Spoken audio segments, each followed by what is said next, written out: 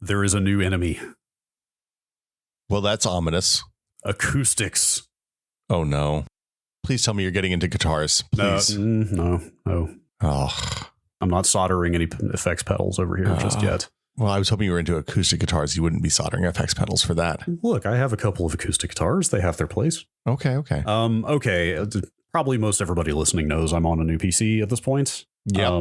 But for a variety of reasons, I've only I'm on to day 6, day 5, day 6 of actually like using it as my PC, my main, my daily driver. You doing like streams from it and stuff? You playing? Oh yeah. No, I'm fully, just for various reasons. I had to replace the case, and I was doing some benchmarking and general testing, and XYZ. Didn't want to interrupt my workflow by swapping PCs midweek.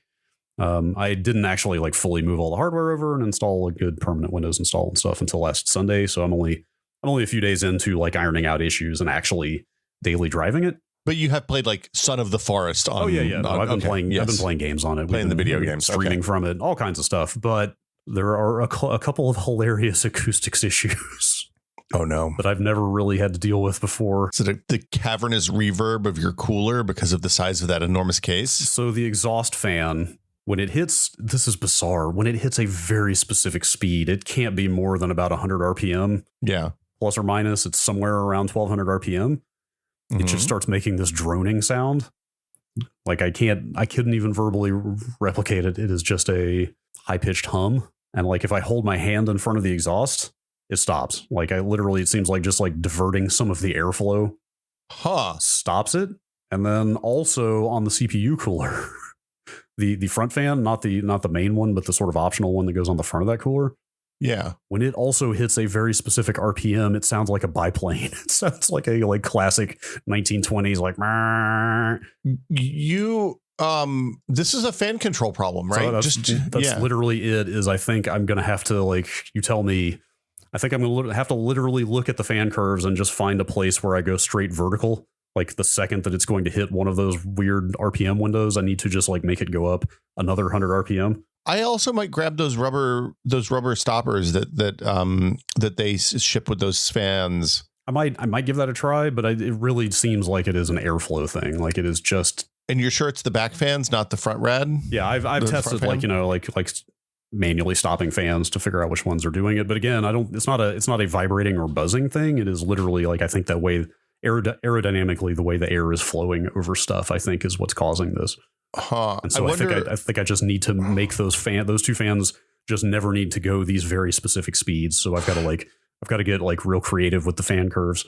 Yeah, I was gonna say with as many fans as you have on the front, you probably can get away with not ever spinning up that exhaust fan all the way. Really? Like that exhaust fan should be, if you have to spin it up to 100%, should be on fire inside your case. Yeah. Also, to be clear, I haven't even touched fan curves. This is literally whatever the default motherboard profile is. So I just have done zero work on actually tweaking fans. So go to getfancontrol.com. So I've got that running. I've got fan control. I just haven't done the stuff yet, but I just think it's hilarious. That it's I think it's like right around 1200 RPM on that exhaust fan when the hum kicks in. Oh yeah. I can't imagine you'll ever run that thing at 1200 RPMs. What's the top speed on those? 1500?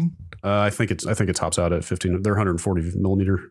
Well, like the whole point of putting three big giant fans on the front of your case, I mean, making positive pressure inside that enormous case is going to be impossible, right? Because it's too big and there's too many holes. I just assumed the exhaust fan needed to go pretty fast because there's only one of them. Well, no, because it's going to blow. You're going to blow a lot of air in, and all the excess air is going to blow out the side. So that exhaust fan is just to keep air moving. Like it's to keep the exhaust. Well, you're using an air cooler. So it's to keep the exhaust from the air cooler moving, and it's to keep air moving over the VRMs and stuff around the fan. But since you have the CPU cooler, that does that too, right? Like it's like in my situation, because I have a water cooler and an all-in-one block, I have to have an active fan blowing on those, or else they get too hot. So yeah, it's a weird.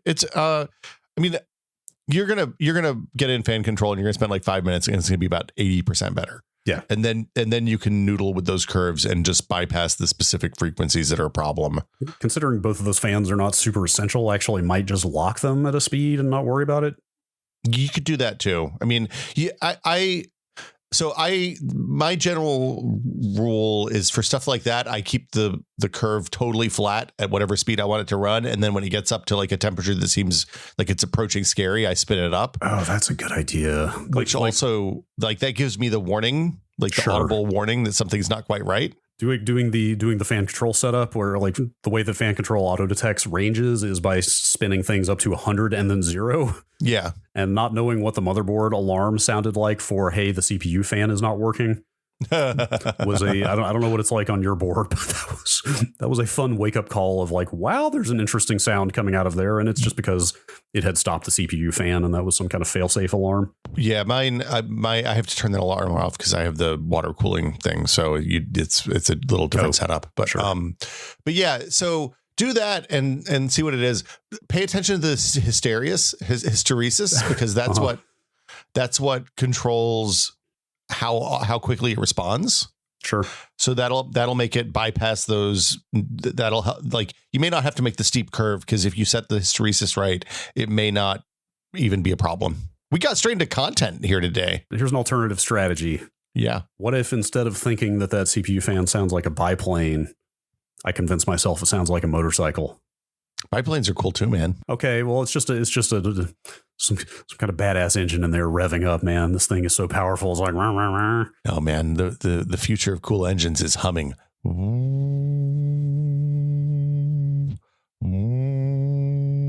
I could do this for like 10 minutes.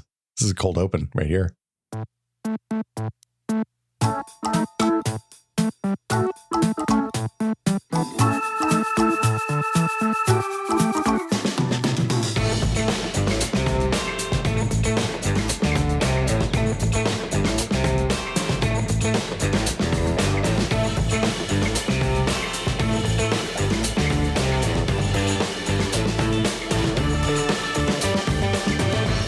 Welcome to Brad and Will Made a Tech Pod. I'm Will. I'm Brad.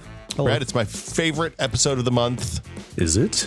It's time to answer the emails. It's time to turn the questions that are seeking answers into answers. Mm-hmm. We're going to apply our patented scientific formula.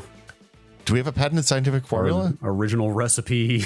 Does that mean that would mean we're eligible for a research and development credit if we have a patented scientific formula. That's exciting. Tax credits are very exciting to me this time of year. I don't know why. We're gonna fry up some original recipe and extra crispy answers over here. Oh man. Okay, we ordered some KFC the other day. Wait, really? Yeah, we went and got it was like it was that first like spring afternoon and it's nice out and you're like, the first chicken bucket of spring. Oh man, I could go for some fried chicken. And I was going to try to go pick it up at Popeyes, but there's no drive-through at Popeyes. And I'll tell you, it's the Popeyes near me is in a place where parking is a challenge. Like you usually have to park and walk from like a different parking lot across a busy street. And I didn't want to die for fried. I mean, look, I'm eating fried chicken. It's not something you do if you want to live a long, healthy life. Fair. But I didn't want to die with the bucket of fried chicken in my hand. So we went to KFC. Some people might argue there's no better way to go, but look, we can't all be Vinny Caravellas, Brad. But yeah, it was like you ordered the bucket online now and then go pick it up then they have it waiting for you when you get there, like a Little Caesars hot and ready. And I'll go tell you, fried chicken, pretty tasty. Yeah. Felt real bad the next day. It was like I had a chicken hangover. That will happen. The older I get, the more I really have to weigh how much do I want to enjoy this indulgence versus how much do I want to pay for it later? Whether it's drinking or eating bad food or literally anything, it's like maybe I should just work out every day and eat salads all the time from now on. Well, it's like I make my choices. There's that study. There's a weird study that nobody understands why it exists, but apparently men who eat 2 servings of ice cream a week tend to have a reduced chance of like diabetes and heart disease and 3 other things that do not go in line with the like somebody found this it's a correlation. It's a longitudinal study over a long period of time. And somebody found it in put together this result as part of their thesis. And they got rejected and they were like, hey, go back and do more work on this because this can't possibly be right. And they were like, man, the math is right on this. If you eat 2 bowls of ice cream a week, you're more likely to live you're more likely to not have these specific diseases. So, of course, all of those things are kind of bullshit. But you know what I would love to see as a long-term project is for somebody to collate every sort of study-based recommendation for health practices into one giant matrix. Just like I want to see, like, okay, how many eggs a day? Yeah, this ice cream twice a week thing. I don't know if people are putting coconut oil in their coffee now. You know what I mean? Like, there's so many things out there. How many glasses of wine a week should you drink for maximum heart health and maximum liver health? Like, where's the line? Somebody deliver me the unlikely diet plan that's going to make me live the longest. That I want to know. Look, I don't want that one. I want the one that's going to make me feel the best. Okay, sure. The least human suffering possible. More valuable, sure. Well, hey, let's go from asking for recommendations to giving some. What do you say? Yeah, you can send your emails into techpod@content.town, or if you're in the Discord, if you're a patron, which you can sign up for at patreon.com/techpod, you can go into the Q's Seeking A's channel and post a question into the void. It'll stay up for a second or two if people are in the channel, and then it'll go away, and we'll see it at the end of the month when it's time for us to answer Q's. Yeah, it's true. What you got, Brad? Shall we start with the emails? An electronic mail, eh? Uh-huh. How about I pull 2 emails? What? It's unprecedented. 2 emails for the price of 1 here, because they're both kind of related, so I'll just read them both, and then maybe we can address them theme efficiently. Here's an email from Scott in Lawrenceville, Georgia. I feel like I remember Will talking in the past about using his phone to 3D scan a real-world object, so he can import it into 3D modeling software to tweak before he then 3D prints a modified object. Would you be able to go into this workflow a bit with suggested apps or programs to use? I have an iPad Pro with the LiDAR camera, and I'm currently looking to make a modified version of a bike-like mounting this is a tongue twister. A bike light mounting plate. Okay. That I already, a plate to mount your bike light on your bike handlebars. Okay. Yes, that I already have in my possession, as I need it to be longer in one direction. Okay, that's 3D email number 1. That's from Scott in Lawrenceville, Georgia. Yes, let me scroll here. Second one from Joe. I recently bought myself a 3D printer, and the only thing I've printed with it so far are improvements and accessories for the 3D printer. What are some useful things I can print with this thing to justify buying it to my friends and family? Okay, so this is a question that's from Joe. Sorry, Joe. Yeah. This is a question you get a lot about 3D printers, right? Like, you get a 3D printer, you're like, okay, I printed a bunch of accessories for the 3D printer. In fact, actually, in the old days, and still a lot of 3D printers are sold as a bin of parts, like hardware, like metal parts that you can't 3D print, and then like starter 3D parts. And then when you put it together, the first thing you do is print some more parts to like further build out the printer. The place I like to go, and I recommend people go look for ideas, is the subreddit Functional Print. Okay. It's just the word functional and then the word print. And they're all one word. There's no underscore or anything. And people post things that they've made that they're like stoked about. So like scrolling down it right now, there's a fix for their fridge water dispenser, which is a little iffy because a lot of the plastic they use in 3D printers isn't probably food safe. But maybe it's the button and not like the water nozzle part. I can't tell. There's like things that hold things on shelves. There's a fan collar for somebody's ceiling fan. There's a soundbar to TV mount. So it's like all stuff that they were like, hey, here's a problem. Here's how to solve it. Now, the thing I will say on the bike mount, depending on how that works, if the light is like a tube and you're making a circle and like 2 circles that are offset by 90 degrees, so you can put the tube in one thing and then clamp it onto the handlebars, that's probably a good thing to print.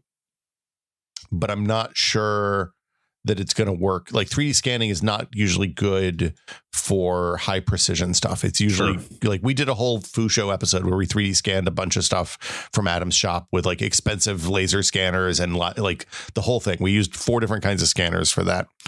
And the data that you get out of those is really noisy. It's fine for like artistic purposes. Like a lot of, it's funny. I actually use a lot of Megascan stuff that Epic and people have put in the Epic store in some stuff that I'm working on right now.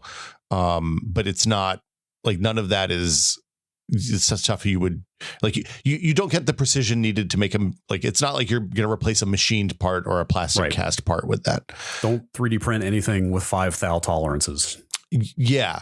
So what if you want to make a holder for your light, you're better off finding a 3D scan of like the 3D specifications of the light that you have, which somebody's probably posted on Thingiverse or Sketchfab or something like that. Like, search for the model number and 3D model, get the scale right, and then put that in a block that you've like, find the other end of the mount that's going to go on your bike handlebar, attach that to a big block, and then carve the shape of the light out of that in the place that you want to do it, and make it that way. It'll work better than 3D scanning. For 3D scanning on the phone, I use Scandy. It's pretty good.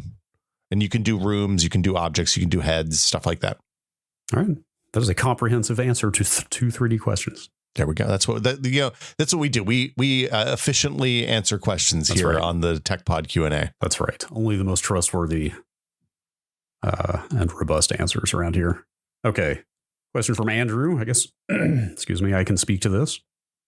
Recently, have there been any meaningful advances in case design for desktops in the last 20 years? I don't mean RGB type things, but something that would matter to a person looking to build a new PC who happens to have a case from about 2005 still around. This is Andrew. Brad, if you wrote this in and you signed Andrew to it, it's okay. We would have answered your question too. Look. Oh. You know what? I almost stuck with my previous case, which is only 5 years old. Well, actually, it came out more than 5 years ago, but I only bought it like 5 years ago. But so I decided to go all the way with a brand new machine. One of the reasons it occurred to me kind of retroactively is that I think we're probably on maybe the last generation of cases that have a 5 1/4 drive base in them. Oh, that's probably true. Like I'm guessing probably the next major refresh from most every case manufacturer is not going to have space for an optical drive anymore. So I'm kind of glad I got what is probably one of the last ones of those. It'll probably become a specialty thing in the future. Yeah. I mean, from a performance standpoint, there's probably no difference between a USB 3 external cage with a drive in it. It's just one less wire and one less thing to have on your desk. Probably not, but exactly. It's just less clutter to deal with. I think they probably will. Some will continue offering sort of conversion options. You know, like that's what mine has now. Is, hey, this can be a 5 1/4 bay, or it can be another fan mount. Yeah, and I would have never known that it was a 5 1/4 bay at the top if I hadn't seen it taken apart. The big thing to me is noise. Like, the cases now are much quieter than they were in 2005. Cases were loud. Yes. So they're much more noise insulated. The airflow is more deliberate, and like there's simultaneously much more airflow in, because in like the 2005 era, we were still talking about like a fan low in the front of the PC and a fan high in the back of the PC and maybe a fan on the top, but that's probably it. Yeah. And I don't know that kind of case has enough air coming in to support like a high end GPU today. Yeah. A lot more sound dampening than there used to be. It depends on the type of case. If it's a very enclosed case, like a lot of them have good sound dampening in the panels now, but also another major innovation is that a lot of them are extremely open now, like with mesh fronts, like massive amounts of venting. Yeah. Essentially using fans that are so big they're very quiet, even though they move a lot of air. Mm-hmm. Like I saw I got to see the Fractal Torrent in person when I was at the studio with Adam and doing the build. Yeah. Did you like it? It was cool, yeah, but like the fans inside of it, I feel like are an illegal size for PC case fans. Like I don't even know, what are those things, like 200 millimeter? Aren't they just 140s, 240s? They are. Oh, they're way bigger than that? I actually wonder if they are custom made for that case, because they are gargantuan. I've never seen such a thing in PC cases, but apparently that thing's is very quiet because, again, they're so big, they can move a lot of air at low speed. Oh, they're 180 millimeter fans. Yeah. They're also thicker. They're also, I think, significantly thicker than your average 25 millimeter case. Yeah, they're 38 millimeters. Yeah. Yeah. The airflow. The other thing is there's a lot of cutouts for cable routing now. Yes, cable routing's better. Like the cutout, your case has maybe the best cutouts I've ever seen, because it has cutouts around the USB and front panel headers at the bottom of the motherboard. Mm-hmm. It has cutouts where the power stuff. I mean, mine has cutouts where the power stuff comes in, and one along the bottom, but it's much tighter than yours was. Fractal's philosophy for this thing, because there's so much extra surface area from having gotten the big case, their philosophy seems to have just been, hey, every bit of extra surface area should be a cutout. Yeah, on this thing. So that's very nice. And then also 2005 would have been just around the time that we started seeing the first external CPU mounting bracket cut out in the back, so you could take the CPU out of the CPU. You could disconnect the CPU cooler without necessarily having to take the motherboard out of the case, which was a big deal. Yeah, I randomly was going through my Newegg history, just looking at old PC build stuff a couple days ago, and 2006 is when I bought the venerable Antec P180. Do you remember that? Yeah, that one? was a classic. And used that one until 2018. Yeah, that was a fine case. It was good. It was good, but it was in that transition point from the 90s beige boxes, like the absolute garbage tier cases that used to be common, to the modern era of very nice cases. So it was like, it was a good case for the time, but it's still, I've used it as recently as 5 years, and I can tell you still a lot of very rugged, rough metal in there that is very prone to cutting you up. So like even just like less jagged surfaces and stuff. I think just like case build quality and thoughtfulness of design is just light years beyond where it was 15 years ago. And then the last thing is the front ports are going to be the modern USB specs, whereas that'll be you'll be limited to USB 2 on the older case. Yeah, so I think it's like, I was in that situation in 2018 when I did some rebuilding of things using that P180, and I was like, it's still working fine, right? But then I decided like, no, whatever, I'm going to get a Define R6, and like instantly glad I did. Dramatically, like even though that case that you have is technically still doing it, it could be so much better. Well, and the other thing is, like, a really nice case is not super expensive today. Like you can get the Torrent.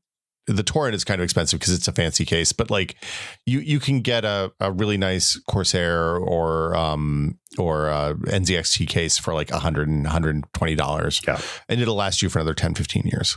For sure. Yeah, I'm not trying to shill for Fractal here. It's just that's been my last 3 case purchases. But yes, there are a lot of good cases out there these days.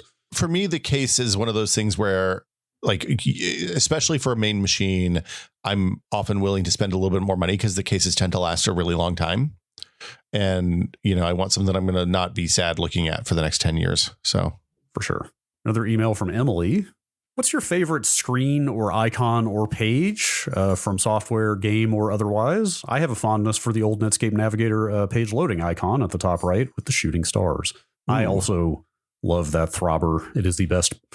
Browser throbbers don't even exist anymore, which is really unfortunate. Is there a Chrome extension that will replicate that experience? Do we put the throbber is just on the icon, on the fave icon on the tab now? Yeah, I guess so. Some of the browser streamlining that has gone on in recent years is maybe a little too minimal for my taste. But I mean, I don't like the reason we had to have the throbber though, because it took 3 minutes for a web page to load back then. So like, for sure, needed something to say, hey, this is still working. Yeah, I don't miss that part of it, but I do miss the throbber. That's fair. Yes, just as a kitschy, like, nostalgia thing. It's the kind of thing where we needed it, but now it's part of our history, so we want it. To remember the things we loved.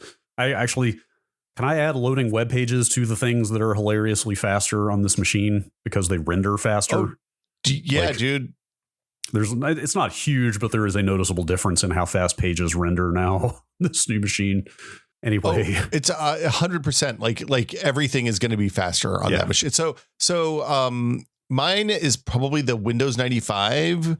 Remember the Windows 95 full screen splash when it would come up and it had the clouds and it had the little blue bar along the bottom that just kind of animated to let you know it was still working. I find like it's funny, we're getting to an age now where there is a lot of nostalgia for old computing. Okay, as I say that out loud, of course there is. That's the most obvious statement in the world. There's nostalgia for old things, but I guess what I'm saying is we're getting to the point where there's nostalgia for like Windows from the 95 to XP range, or maybe even getting into nostalgia for 7 territory now. That's what I mean. It's like retro PCs are not just 80s beige box, like, IBM XTs anymore. Now it's like your Windows XP machine is retro. Well, and those Windows 95 splash screens, both the cloud startup one and also the orange on black, it is now safe to shut down your computer. Like, I need to make a t-shirt that has that on it. Actually, that would probably sell. Like, dude, yeah. Like, actually, I wonder if there are any rights issues. You could quite literally. What are they going to do? It's just a font. There's nothing to copy, right? Yeah, you could literally lift that image and get it screen printed. I mean, you'd want to flatten it down to one color, but you could pretty much make that shirt very easily. Maybe we should do that. I'm going to do that before the end of this show. I'll post a link if we do it in time for the episode to come out. The thing about this whole deal is Steve, friend of the pod, Steve Lynn, explained this to me years ago, because he was like, look, when people your age reached a point where they had jobs, where they had income and could spend money on frivolous but not super expensive things, they went back to buy pieces of their childhood. They went back and bought Star Wars toys, and they went back and bought NES and Master System cartridges and stuff like that. And that part of that drove the boom in the price of NES cartridges. And then once that boom passed, then the inventory that was available for collectors went way down, and everything got and stayed more expensive. And then that happened with the SNES, and it happened with the GameCube, and it happened with the N64. And like, we're seeing the same thing on the PC side, right? The difference is it's easier to emulate old PC stuff. So if all you care is the software, you just download the software and run on your modern PC and DOS box or whatever. And if you're, or x86 box, and if, whereas, people have, fondness for the physical thing in terms of the old console games. Yeah, for sure. I couldn't even pick one here, man. There is so much old iconography from that era of computing that I love. I just don't know where to start. I love, we talked about the MS-DOS icon, I believe, last month. Yeah. Oh yeah. I love the Next logo. Next, as in the Steve Jobs. Oh yeah. Post Apple. It's really good. I like all the beast. We could just sit here all day talking about like graphic design and UI design and splash screens and stuff that were awesome. The secret is they're awesome because it's what we grew up with. Like, it's not, there's no objective quality there. It's just the things that you see when you're young really stick with you. Yeah, there's sadly no extensions that I'm finding. That's unfortunate. I may have to do some research there. I mean, I straight up made the Netscape Navigator Throbber, the show art, a few months ago for an episode. Yeah, I love that. It made me happy. It wasn't animated though, Brad. No, that was the thing. That was very much the moment. I remember like, I don't even know, 4 or 5 years into Giant Bomb. At some point, somebody was like, I wonder if the top slot graphic unit supports animated GIFs. And of course it did. Oh yeah, so of course it did. We put, I think it was that GIF of Paul Rudd slamming a cartridge into a Super Nintendo. That seems right. Became a top slot unit on the site. It totally animated. So when I did this in Simplecast to post that episode, I was like, here we go. I'm going to drag this GIF in there. Is it going to animate? It's not. I think Patreon lets animated GIFs be the show art, but not Simplecast. Yes. I'm going to skip ahead to a Discord question and then do one more email, because this Discord question sort of ties into what we were just talking about. It's from Bitflipping. What's the best way to learn how to solder these days? I have recently begun modding old Game Boy Color and Game Boy Advance systems with backlit IPS screens, and while there are some solderless kits out there, I quickly have reached the limit of what I can do without getting my hands dirty. I like to find a way to inexpensively get some soldering practice in, as I don't want my first soldering experience to be on an actual Game Boy motherboard for fear of ruining it. I'll very quickly tell you how this ties into the previous topic. The PC speaker that I brought to put in the build. I saw there was a conversation about it. This straight up. Yes. Oh, wait, which one did you see? Well, I saw that somebody was like, hey, you can just order these from China and they'll send you 1,000 of them for 4 cents each or something. The 8 ohm ones? Yeah. Not the little piezo buzzer ones? No, the 8 ohm ones. Oh, wow. Okay. Maybe I should just buy some. Well, so maybe that leads to another question here. I thought you meant the conversation where a couple of people in the chat were like, you don't need those speakers anymore. That's what the 8 segment display codes are for. And I was like, completely missing the point. That is completely not the point of wanting the speaker in the computer. Yeah. That said, though, the speaker has totally served its actual purpose, because I think it's just a little BIOS issue that'll probably get ironed out. But every like third boot, it throws some kind of error and skips the post screen and ability to go into the BIOS. It does end up at the Windows login eventually. It's just takes a long time. It just sits at black screen with no signal for like a minute. It never posts, but then eventually the Windows login. I think it's probably memory training or something. That's exactly what I think it is, and it'll probably get on. Anyway, the point is that speaker lets me know when that's happening, because it throws a 4 beep error instead of a 1 beep. So it's actually totally doing its job. Well, it's funny. My motherboard trains the cooler occasionally, and it'll pop up and say, hey, we're going to train the cooler. If that's okay, press it. Don't press anything. If you want to skip it, press F1. Yeah. And anyway, where I was going with this is as far as I know, this speaker that a kind listener sent me is like a legitimate, actual old case speaker from some decades ago. And all of the moving it around in there and taking it out and stretching the cable and stuff, both of the wires popped off the leads. Oh no! And so I'm going to have to resolder it. And that's an easy solder job. Yes. And so I was going to say, I think this is, I need to solder things like maybe once a year, but I think this is my excuse to order a Pine-Sol finally. Yeah, you should. So I was going to say, well, okay, to tease an upcoming episode of the FOSS-Pod, we have some folks from the Pine-Sol from Pine 64. Pine 64, yeah. Yeah. And like that thing's $20 if you buy it from them, $25 or something, which $26 right now. Yeah, puts it firmly in the same price range. It's like just enough more expensive than the $10 one you get at the hardware store that you should just buy the good one. Yeah.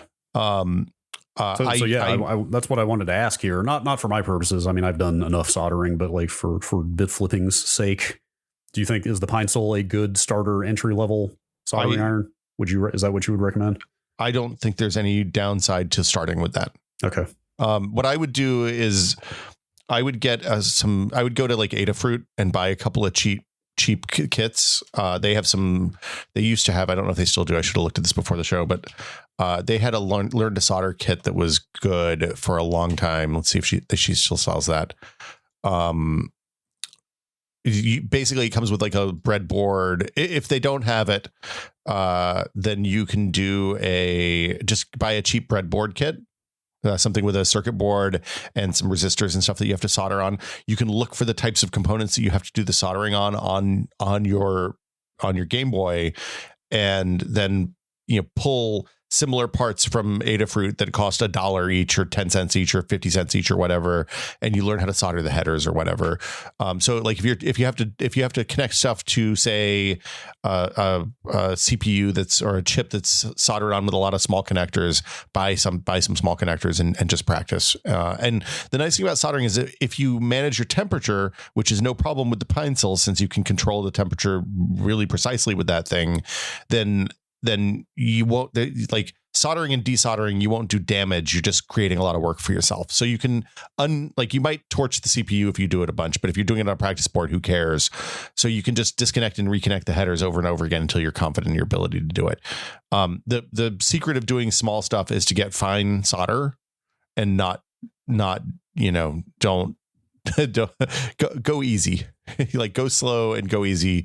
If you hit the Maker channel in our Discord, people can probably give you some help. Yeah, and the solder it thing is the one I would start with is let's see, do they have it on sale? It's called the Mini POV3 kit, which is this is the one I did. I used to recommend it, and it says it's no longer recommended for beginners. So never mind. Okay. But there's like 5 learn to solder guides on Adafruit's website. So that's where I would start. They do good stuff. If you Google Adafruit Guide to Excellent Soldering, ADAFRUIT, then they'll tell you what you need. And I would say the iron recommendations are out of date given where we're at, given where the Pine-Sol, what the Pine-Sol is at this point. You have gotten me looking at AliExpress and searching for 8 ohm speakers, and sure enough, there are options. Yeah. None of them look exactly like the old school PC one, but there definitely are a bajillion of them on here. Well, fixing yours is about a 30-second soldering job. Yeah. There's also like, look, again, nostalgia is a potent force. There's something about using the old one that is more satisfying than buying a new one. Yeah. I have a quick question before we move on. I don't know if you can address this, or I'm sure people on the Discord can. I'm seeing some 8 ohm speakers on here that look like they are more like tweeters for car stereo speakers than like a PC. So, for example, for $7.99 here, I can get a pair of 40 millimeter. I'm sorry, these are 4 ohm. But the thing I was going to ask is, these are 5-watt speakers. And for example, this one I have here that's from a PC is 0.5. It's half a watt. What happens if you plug something like a higher wattage speaker into something that can't provide that much? It'll be real quiet. Is it just quiet? Yeah, is that all it is? Okay. It's not gonna. If you plug in the wrong impedance, it can damage the circuits on the motherboard. But okay, and the impedance is the ohms. Is the ohms? Yeah. Okay. Well, I definitely don't want these 4 ohm speakers. I'll do more research here, but Lower is probably fine. Higher is probably bad. I see. Be my guess. I don't know. My guess is the motherboards are smart enough to not blow up if you plug something you're not supposed to plug into it. But I that's an old, like that's such a like an appendix type of. It's an evolutionary dead end of technology. So I don't know. Yeah. Actually, one other question, and again, maybe people in the Discord can answer. I don't remember which wire went to which lead because they both broke doesn't off. Matter. Does it not matter? No, because the header is not polar. So yeah. Okay. Yeah. All right. Time to fix the speaker. It would matter if you were doing an LED, but not for the speaker. Sure. Okay. Well, before your I fix phase the speaker, will be backwards, but I don't think it's going to matter for the beeps. Probably not. Yeah. And also, you can just flip the connector if it is. Yes. True enough. Okay. Last email. I'm going to go back to emails here. Yeah. Question from Eric. Is it okay to wear outside clothes in the bed? My wife has a rule that any outside clothes can't be worn in bed. For example, if you went shopping and then came back and wanted to take a nap in the bed. I'm getting a vehement thumbs down from the doorway here. I'm going to say, sorry. For example, the rule is if you went shopping and then came back and wanted to take a nap in the bed, you would need to change into an inside shirt. But my argument is that outside clothes are allowed on the couch, and I also sit on the couch with my inside clothes. By cross-contamination from the couch, my inside clothes get dirty, so the step of changing from outside to inside clothes doesn't actually stop the outside germs from contaminating the bed. Is she too germophobic, or am I a reckless madman? Is there a transitive property of household grime? I'm just this whole question is I think sometimes everyone's wrong. You think so? Yeah, there's no correct answer. No, there's absolutely a correct answer here. Which is the correct answer is you don't wear outside clothes into the bed. Mm-hmm. I'm with you. At least outerwear. Yes. I'm not gonna, if I go outside into the world and then I come back, I want to lay down in bed, I will probably take off my outerwear and lay down in like my undershirt and my underwear. Yes. Like maybe a pair of socks. Right. Like for me, it's not so much about the grime as like comfort, you know. It's like I don't want to wear the type of clothes I wear out into the world. I don't want to like get under the covers in because that just seems unpleasantly not comfortable. Well, yeah, but I also don't want like dirt. I would never wear a pair of jeans that might have like dirt from outside. Totally. Like if I wore a pair of shorts and like went and rode the Muni and sat down on the Muni, I am not going to come home and like get into bed wearing those same shorts. Yeah, no, but also at the same time, like I'm not worried about cross contamination from the couch because presumably the stuff that falls off of my outerwear onto the couch isn't going to it's not like it's going to stick to my underclothes, my inside clothes, and come back into the bed when I next lay down. So I am firmly on the side of your wife here on this one. Yes, same. Yeah, don't wear your dungarees to bed. Man, good God, man. The stories we tell ourselves in order to be comfortable as physical beings. And not think about all of the disgusting, invisible stuff out there. Well, you're often a white t-shirt wearer, right? You wear an undershirt on occasion. What are you blowing up my spot here? Oh, sorry. It's not on camera. That's only when I don't want to burn a good shirt that I would wear on camera. Yeah. But do you wear the undershirt underneath your other shirt, or are you just a t-shirt raw dog? And usually not these days. Like I when we used to work in an office and I wore like button up shirts, I would always wear a white undershirt under that. Yeah. But I mean, I'll often wear I wouldn't wear a hoodie directly. I always wear a t-shirt under a hoodie, for example. Well, yeah, God, of course. But like but I often will wear like a thin V-neck t-shirt underneath like a designed t-shirt as well. Sure. Yeah, okay, I can see that. But just because I tend to a little sweaty. I run a little sweaty when it's warm. And like I will change the undershirt before I get I have a different set of sleeping undershirts that I put on before I get to bed, so I can wear a nice clean shirt to bed. Sure. If that's the way I'm rolling. This is a lot of talk about sleepwear protocol. Yeah, I'm going to go and tell you my sleeping has changed dramatically since we had a child who will frequently run into the bedroom and jump into bed with us in the morning. Children don't give an F. No. About your grime. Well, no, it's not about the grime. It's just that I used to not be a pajamas guy, and now I'm a pajamas guy. I've lost a drawer, basically. Yes, but you've gained so much in comfort. Man, I do like a nice pair of flannel pants. All right. Discord questions. Here's one from Name and Number. Do you use YubiKeys? Why or why not? What is the state of hardware two-factor? I do use YubiKeys. Oh, well, la-di-da. It's really nice. A lot of, like, when I log into GitHub, it says, hey, what's your email address? And it's like, hey, put the thing in and press it. And then I don't have to type a password. It just works. It's fucking awesome. Are there I mean, not that you're necessarily working across a lot of different operating systems, but are there any cross-platform considerations there? Or is it like, I guess I'm wondering, like, what's the protocol by which this hardware device is communicating with this web page, and would that work in Mac OS just as well, or in a Linux environment? Yeah, it works out. So the ones I have are USB A and NFC.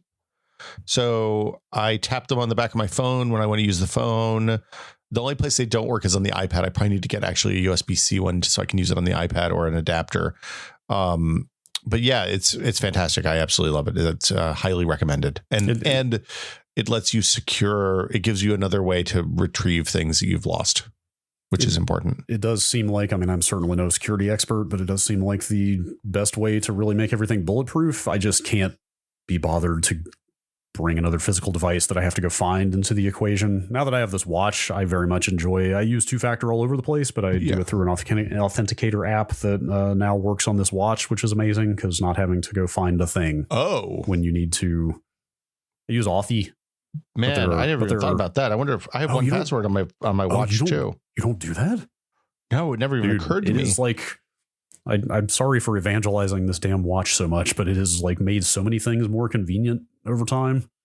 And that might be the best one, actually, not having to go to find my phone, because my phone is not always right by me. Whenever I want to log into anything now, the code is right there in my wrist. I'll have to look and see. I've never even considered using the watch for that. So the thing about the hardware authentication is once you're logged in, generally you don't have to worry about it for quite a long time. So like it lasts as long as my cookie does for the site, which means for GitHub, it's like 3 months or something. So I don't actually have to sign in all that often. I just leave I don't even carry it on my keychain unless I'm traveling for a long time. So like when we go to the desert, I take it with me. But if I'm here, then I don't bother. Or just like going on a weekend trip or something, I usually don't take it. And I have two. I have a spare and one's in the fire safe. Oh, I thought you could only have one. No, you can have as many as you want. But it depends on the account. Like that's a per account choice. So the way it works is you plug it into the USB thing. It shows up like a USB device. And I think it's just like a special, it acts almost like a USB data, like a thumb drive. But it has some special stuff happening. It's encrypted and there's a button you have to touch. It continues to be absolutely baffling, bordering on comical at this point, how the inversion, there's got to be some pithy term for this. The inverse relationship between how badly something needs to be secured and how poor their security is. I'm mostly talking about financial institutions, banks, credit cards. Let's say like the Internal Revenue Service, tax infrastructure, that type of thing. Like, why is it that the absolute worst security options are available on the things that you need to secure them? Like none of those things have two-factor. Like at best, they are sending SMS codes. Yep. At this point, I just don't understand. There are a couple of banks that support two-factor. I like some of them, but it's more unusual still. Yeah, like the very stodgy, extremely old institutions. It's infuriating. Yeah, it is. It's Anyway, there's rules that keep them from doing things, which is annoying. Yes. Question from Shags Magoo: is TechPod Discord cred worth risking possible espionage and treason charges? Asking for a friend. No. I mean, unless it's something really cool. I'm going to disagree and say yes. Oh, do you know what they're talking about? If there are any spies on the TechPod Discord. Oh well, they're talking about the leak of Department of Defense documents from 3 weeks ago. Oh yeah, no, don't go to jail for the TechPod Discord. I assume you saw how that came about. Somebody bragged to their it's like 20 Discord or something. 21-year-old. Well, He was a budding fascist, but oh wow, weird. But he was like 21-year-old IT worker with top secret security clearance who basically posted a bunch of extremely sensitive documents to basically impress his friends on Discord, and then surprise, those documents got out and created a big international incident. Anyway, if there are any spies on our Discord, your tradecraft is secret or is safe with us. I often think about my friend who was maybe the most relentlessly honest and decent person I know, who wanted to work for the government in a job that required a clearance and couldn't pass the polygraph because he was a generally anxious kind of guy. Interesting. And then I think about people like that who have no problem passing the polygraph because they're clearly sociopaths. Yes. And anyway. Oh man, I should not derail this conversation. We should move on to another question. But speaking of government work, yeah, I started watching this HBO documentary about the famous McDonald's Monopoly game scam. Oh yeah. What is it called? It's based on an article that was like 4 years ago, right? That may be the case. Yes, it is called McMillions is the name of the documentary. It's a 6-part documentary series. Yeah. It is incredible. I've only gotten through the first episode, but oh my God, it's incredible. Like it's like the whole thing is basically talking to the FBI agents who took down this ring of this criminal enterprise. Yep. And like the amount of detail they go in there about both like levels of authority within the FBI and like working undercover and all this stuff. Like it's very lighthearted, but it's super fascinating. I highly recommend it based on having seen 1/6 of it. I in a similar note, a friend of the pod, Gary Wood, recommended Devs to me, which is a FX show with the guy from Parks and Rec. Which one? Adam Scott's? No, the one with the Chris mustache. Pratt's? Oh, Nick Offerman. Nick Offerman. It's not a comedy. It's a serious thing about computers. And the first 2 episodes are fabulous. Really, really good. It's fictional? It's not a... It's a drama. Yeah. If he's okay. Yeah. I'm not. Don't look up anything about it if you're going to watch it. Just watch it. Would be my advice. Okay, I remember when that came out. I remember that getting some good buzz. Okay, question from Meatball. I have an 8-year-old kiddo, and we're about to build their first PC. I'm excited, but trying to dig through all the possible parental controls I should be putting in place, other than being present when it's in use. I assume Will went through this in the recent past, and was wondering if you guys have any good tips or ideas about parentally controlling a child's PC. Okay, so this is a complicated topic, and we could do a whole episode. We probably should do a whole episode about this. The short answer for this is that if you have an 8-year-old and you're going to give them a computer, they probably aren't interested in any of the things that are going to get them in trouble at that age. At least none of the kids that I know are going to be seeking out, like they're not going to use Google. Frankly, they're like, if you put them on YouTube Kids and Google and don't let them access, you turn safe search to maximum, so that if they do accidentally type something in, it's nothing. They don't get anything bad. That's probably fine. My advice is to make sure that the computer is a thing that's only used in common areas where there's other people around, and spend time with them while they're using the computer. So like, it's the same. The kids are exposed to social online things much earlier now than they were even 10 years ago with Roblox and Minecraft and Fortnite and all that stuff. So you need to spend, especially when you're starting out and they're most interested and most likely to listen to you, spend time with them, showing them how to do stuff and showing them what's right and what's not, and use those opportunities to talk about like behaviors that are inappropriate and things that they don't want to see, and plant the idea that they will see some shit on the internet that will fuck them up real bad. Yikes. I mean, seriously, it's like my daughter is not afraid of the internet, but she's like, I don't want to see something that's going to warp my fragile little mind. And it's not about fear. It's about she just doesn't want to see, like, she's seen people get hurt on YouTube. She doesn't like that. Now, at the same time, like, we spent 10 minutes watching an 11foot8.com video last night, which is the website for that there's a bridge in like Boston or New Hampshire or someplace that's like 11 feet 8. And it's just a montage of trucks can opening their roofs as they try to go underneath the trestle and they can't fit. She's all about that. She just doesn't like violence against people. So, that's my advice. So safe search on, use the computer only in a public area, in a common area of the house, and spend time Spend time with them when you're starting out. Don't let them use it unsupervised until you're pretty confident that they're not going to go for things that are bad. And if they seem interested in things that are bad, then that's when you invest in the parental control stuff. But the parental control stuff, like, it'll work for a couple of years, and then as soon as they're interested in it, they'll start Googling things that will let them bypass the parental controls, and then you have a real problem. You don't want to start that fight if you don't have to. Yeah, indeed. Some good advice. So it's like it's like land campaigns in Southeast Asia. You can't win that. Yeah. Question from EW Kinder is how I've always said that username in my head. I thought they were kinder, but okay. You kinder.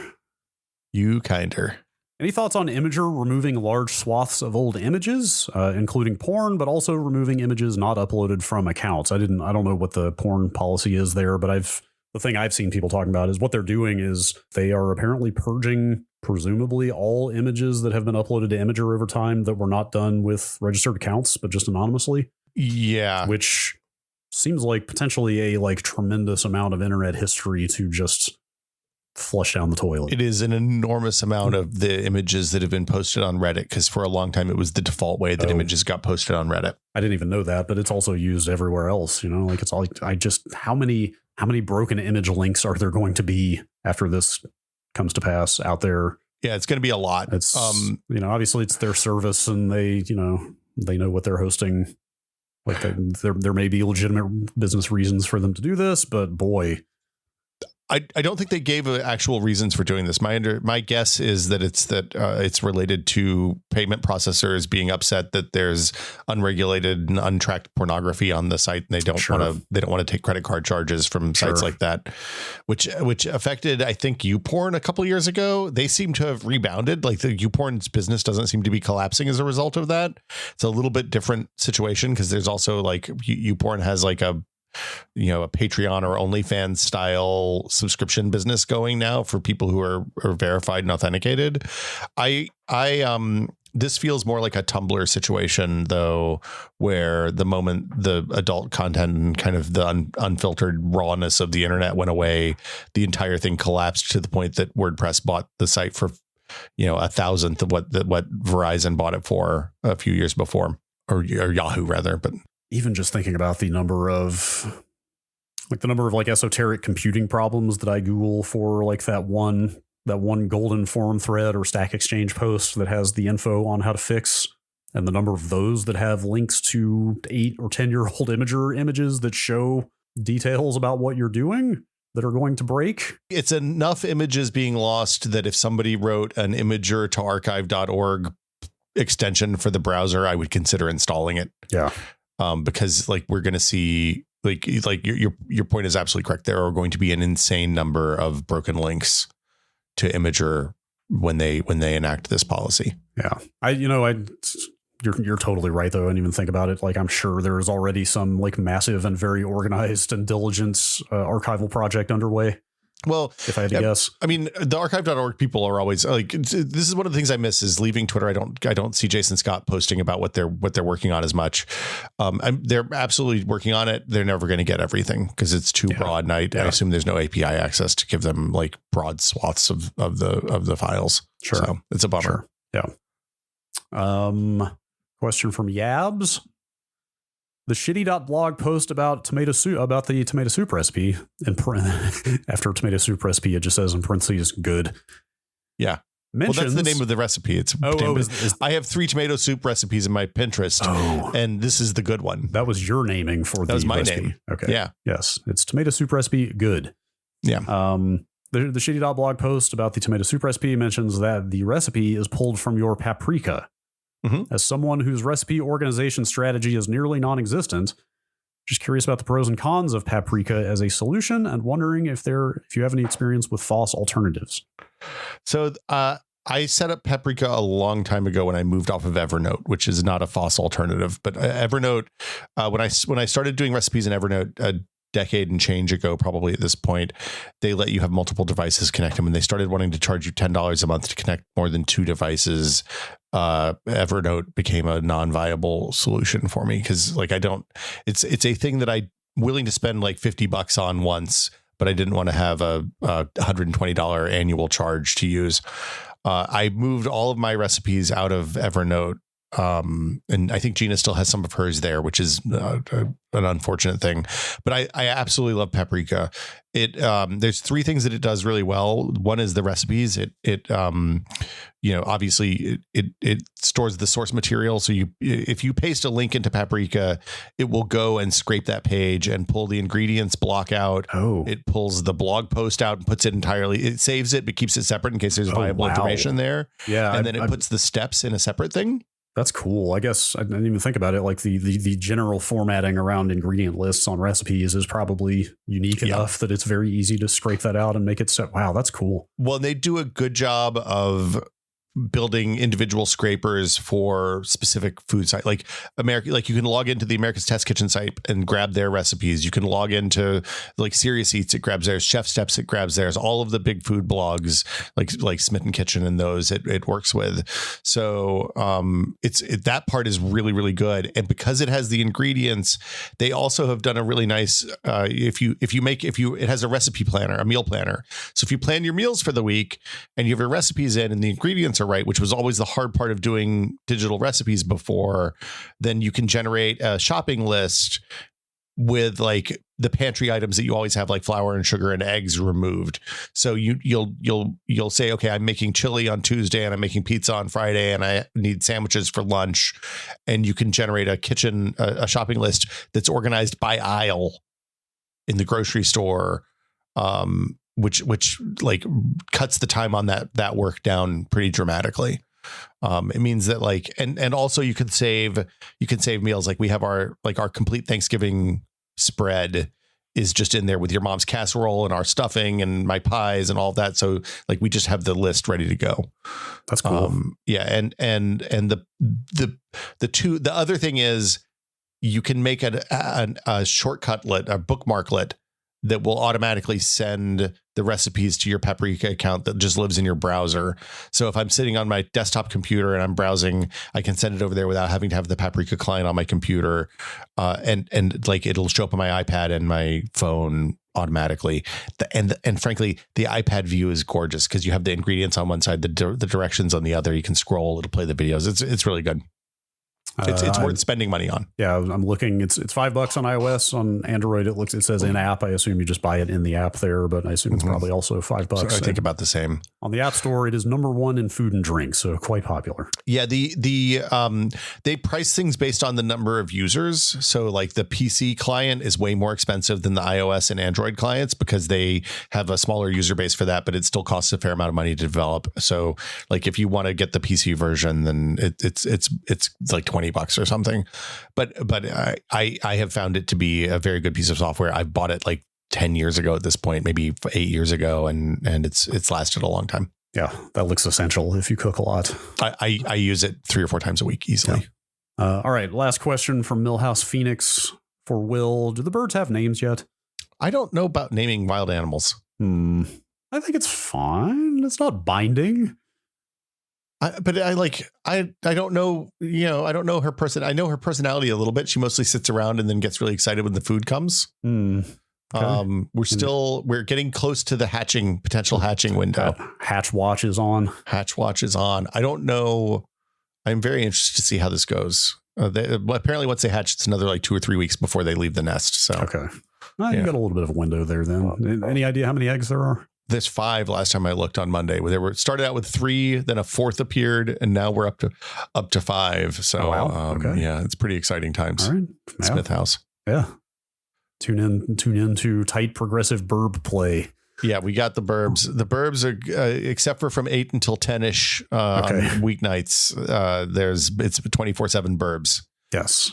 Although I have to say this IP camera I bought, kind of the stream glitches out occasionally in a way that like I think I'm going to have to write a script that opens and closes the source on my OBS every once in a while, which is kind of obnoxious. I feel like I shouldn't have to do that. Yeah, that is annoying. Do you have to restart it on the camera, or is it does the camera keep sending its feed cleanly? So I reboot the camera like once a week because it seems to happen more often when the camera has been up for a long time. But generally speaking, I just have to start and stop the stream because I have it like it's just disconnecting and reconnecting to the RTSP stream. That should be automatable. Yeah, I can do it with BitFocus or something. It's no problem. But it's just, I feel like it's something I shouldn't have to do. Yes. Brad, I think that's the end of our questions and answers. I think maybe we had an enormous crop of good questions this month. So we might continue it on the Patreon episode this month, if that sounds good to you. Yes, we might do that. Although I sure do have a lot of PC stuff to talk about as well. I mean, we could do that too. Some of both. Yeah. But we've reached the end of the show, which is when we thank our patrons. As always, thank you, patrons. We appreciate you. Yeah, thank you. Thank you, patrons. Yeah. If you would like to find out how to support the show, you can go to patreon.com/techpod.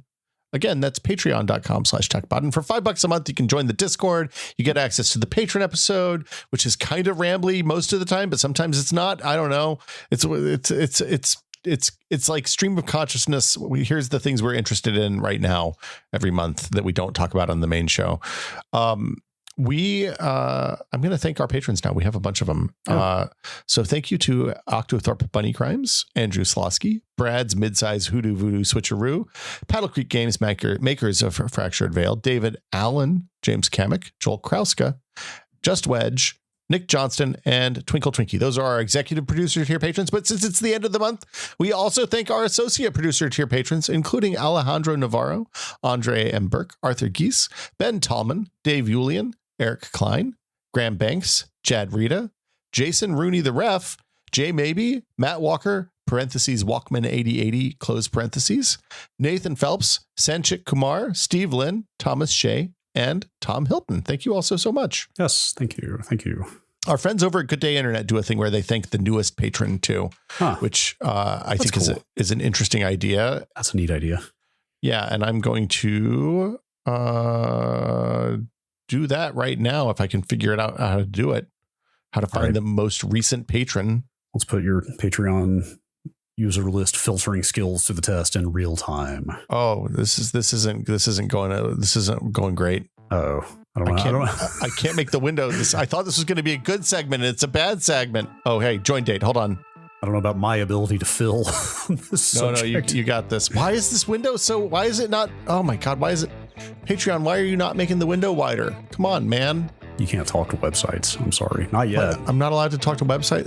You can do whatever you want. Can I tell you, I was playing Dead Island 2 last night, and it wanted me to hook it up to Alexa so I could yell at the zombies. Huh. Okay. We have to end this. Yeah. Okay. It's Luke Donnelly is our newest patron. So thanks, Luke. Thank you. Thank you, Luke. Welcome. Hello. I'll play this better next week. I promise. Do not hook Alexa into your video games. I'm sorry. Just don't. Hey, zombie. You can lure him into traps. You can make ruses. I don't know, man. Seems like a bad idea. See y'all next week.